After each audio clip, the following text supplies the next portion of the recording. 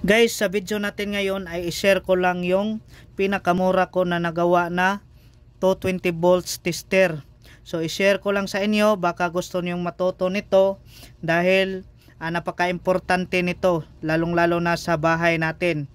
So ito pala ang tester natin guys, ay DIY lang to sa halagang 14 pesos. Yes guys, 14 pesos lang to. So mabibili natin to ang mga device sa electronic shop. So ito pala guys ay nobra lang natin to. Meron tayo ditong ballpen. So hinati natin yung ballpen, tapos may LED bulb dito, pinasok natin. So ngayon ito ang basihan natin guys kapag mag-tester tayo, kasi ilaw to kapag nasuplayan ito ng 220 volts. So makikita nyo dito guys, meron tayo ditong outlet sa tester. So itong tester natin nakaset na yan sa volts, tapos ang reading natin dito ay nasa 240 volts. So ngayon subukan na natin itong inoobra natin na tester. So makikita nyo dito guys, meron tayo ditong dalawang linya.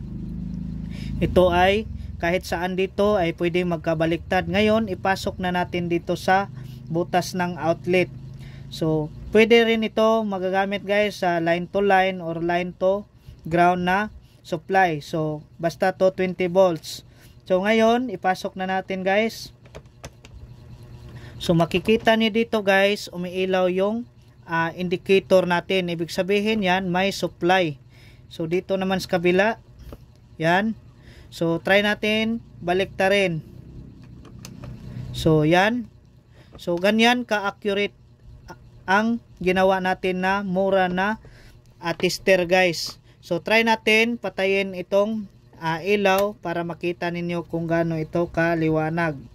Yan. So dito sa kabila, baliktarin natin. Yan. Ganyan ka-accurate guys yung ginawa natin na tester. So napakamura nito, nasa 14 pesos lang. So para kung gusto nyo matuto guys, paki-comment lang sa baba kung paano ito gawin para ma-assist ko kayo kung ano ang mga device na bibilhin natin. So pupunta lang kayo sa electronic shop para mabili-bili. Tapos yun na, makagawa na tayo nito.